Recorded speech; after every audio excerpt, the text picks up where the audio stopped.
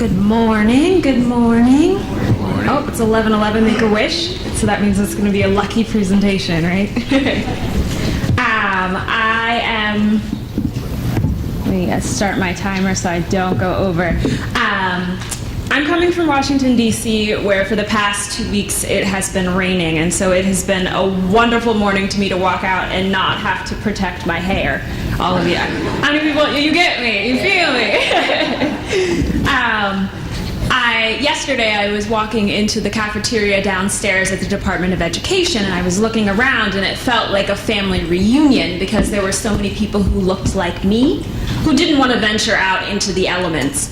And it was funny because we kept looking at each other and saying things like, girl, child, this weather, we're gonna be all right, we're gonna be all right. I heard that so many times over the past 2 weeks because I think that it is funny because we think we're just talking about the weather, but really what we're talking about is the elements.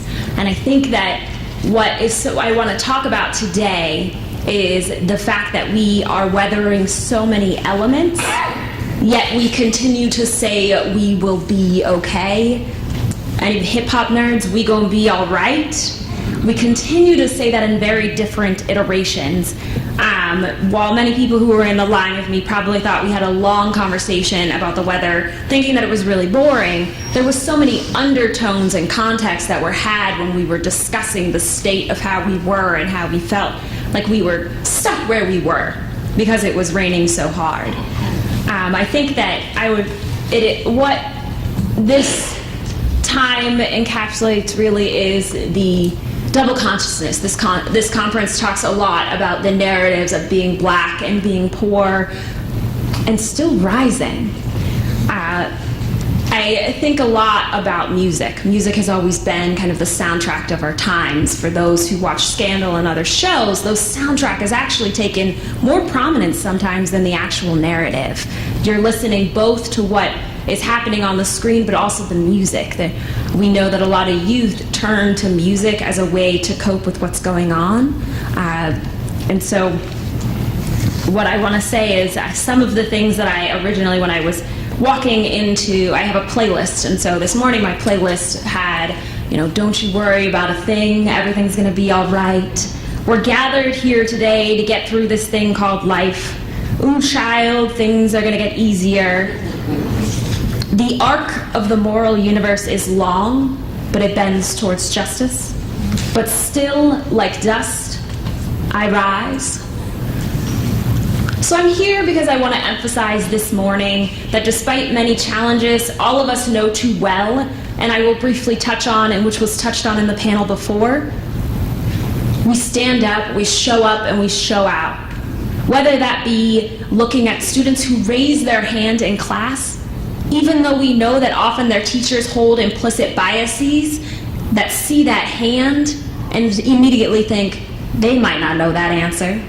I'm going to go to the other child. Yet still that child, and so many children in schools still raise their hand. They still lean in and they stand up. We run for office.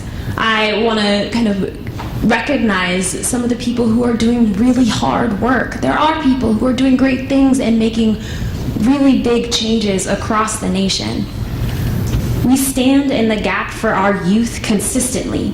Attending summits like this, taking time out of day, taking time when we might not have that time, but we make the time.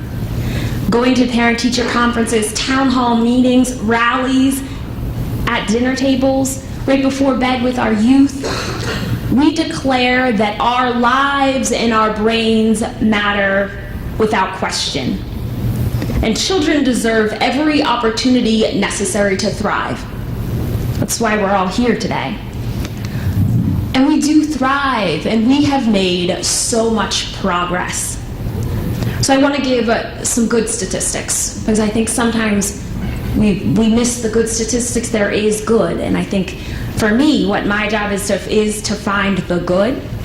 There are 1 million more African American and Latino students in college than there was in 2008. Let me say that again. There are 1 million more African American and Latino students in college than in 2008.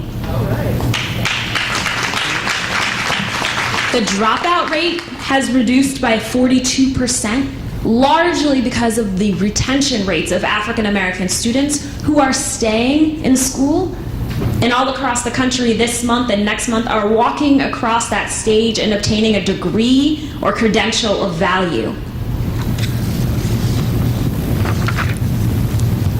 So I go back to my hip hop and say, what a time to be alive. What a time to be young, gifted, and black. Because I am most definitely young. I walk into the room and everyone is always notices that I am young. And so I like to think that I'm not far from the students, that I am not far in age from the students in which I serve, which gives me a unique perspective. I feel the pulse of history coursing through the veins of our young people who are so passionate about this current movement and making a change. But I don't want our history books to reflect, I don't want our history to end now. There is much more that needs to be done. That is why we are all here.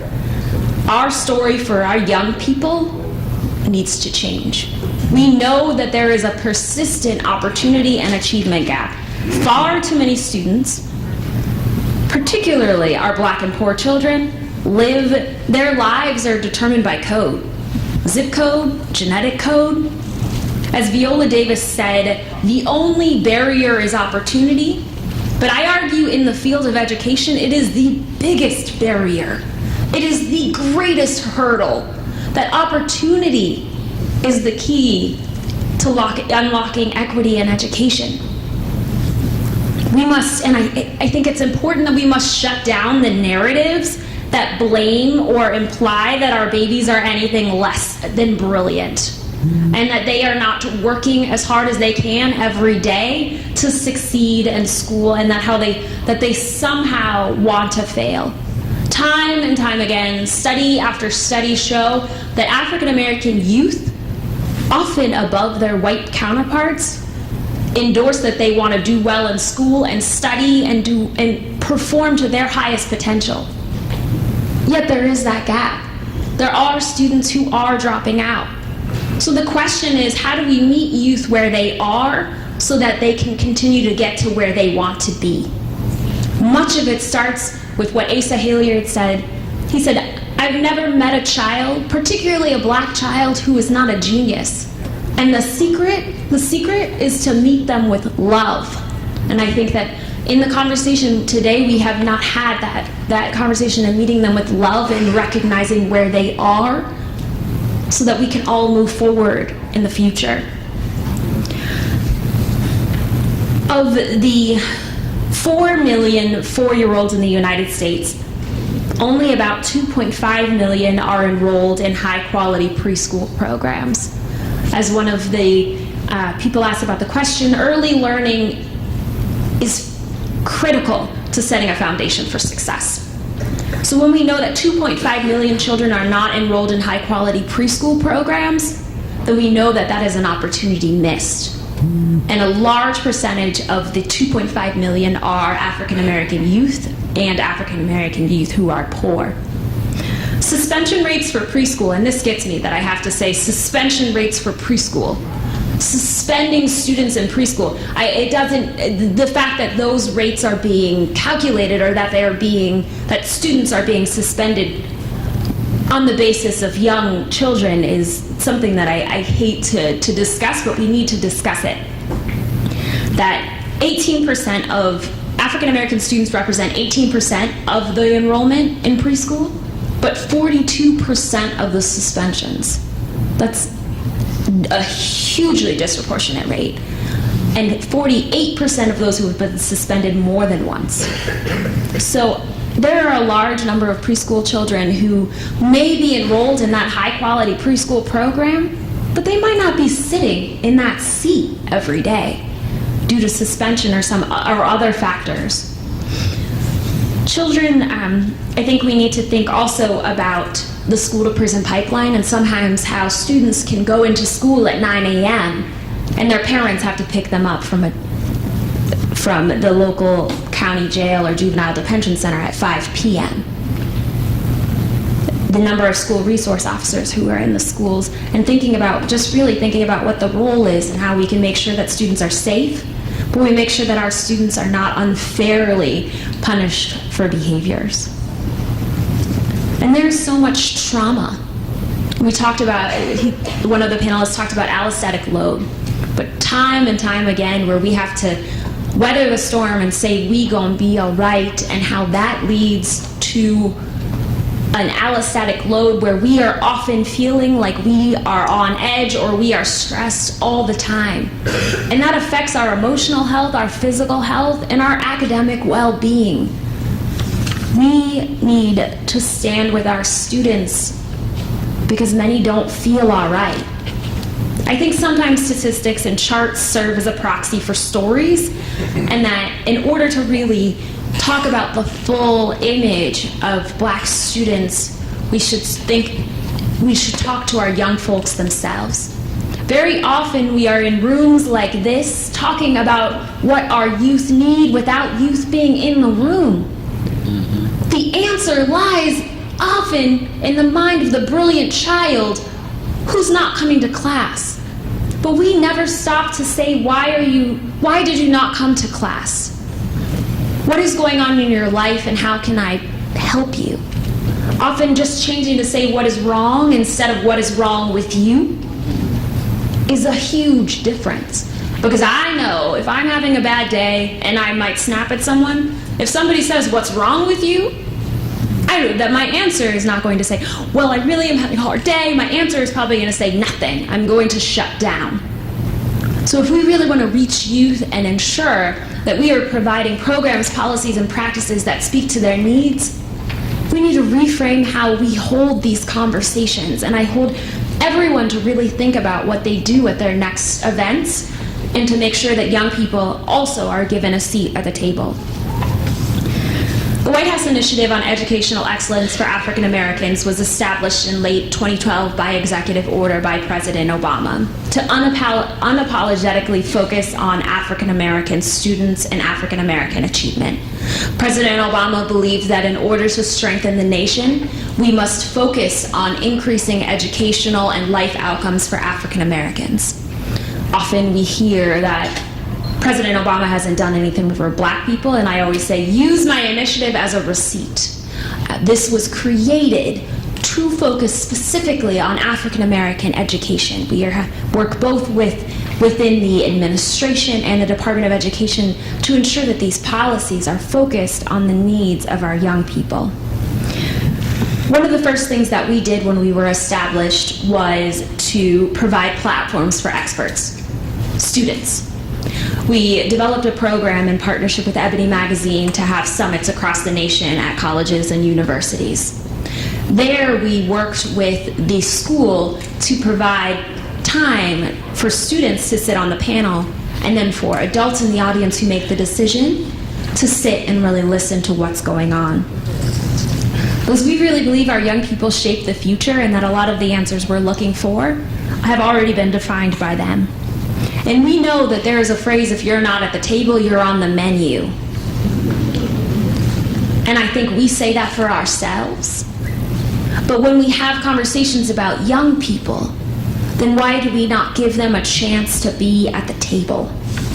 And it transforms things. Every time we talk to a school, they're incredibly nervous. They're like, well, what if they say this? What if they say that? And I understand because it's different.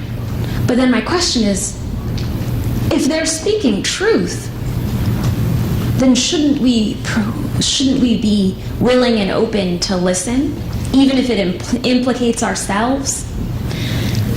I want to give a couple examples of things that we have learned at our summits.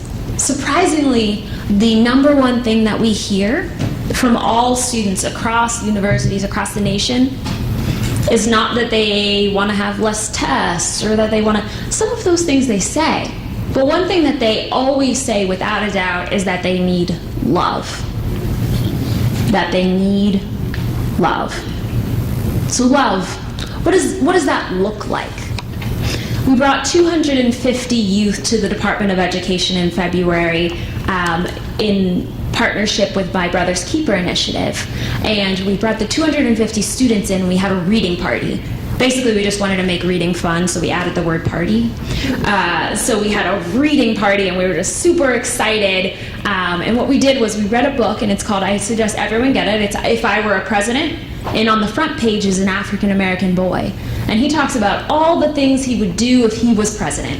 So we read this to a crowd of 250 young black boys. And then afterwards, we talked about President Obama and kind of talking about what he does and why he's in office and the importance of representation in this moment. And then I took a leap and I said, okay, we're going to do this activity. These are 3rd through 5th graders. And I was a little bit nervous, but I said, you know what? Believe in the brilliance of young people. We will adjust if this activity doesn't go well. But what I said is I broke them up into groups by color. So yellow, orange, blue, green, and I asked them to come up with a party platform, and we had an election for somebody to be a president of the reading party. Mind you, these are children maybe probably 3-4 feet tall, very small. And I said, I want them to be really engaged in the voting process because it starts early and it starts often. One of the things that we were so surprised by is we gave them about 15 minutes, and after 15 minutes they said, Miss Lauren, I'm not done. I'm not done creating my platform. And I said, oh, well, you're only supposed to have, maybe just 5. And they said, well, I want them to be 5 really good ones, and there are so many things I want to solve in this world. How do I just pick 5? And here I am thinking, I don't know if the kids are going to be able to pick 1. And now they're going in between and having debates within their parties about which platforms they want to talk about or what issues are most important to them. It was the most beautiful moment. And some of the things that they said, and you might think that they were, when I talk, I used to ask what people think that the students said, and one young kid said, a pizza party! Pizza party didn't make the final list. What made the final list were things like eliminating homelessness by providing meals in the schools and thinking about how schools can be used as shelters at night. Another one was changing school suspension so that if something happens, I don't miss school. This one gets me, and it's always an emotional thing for me to see this child. He was about this big.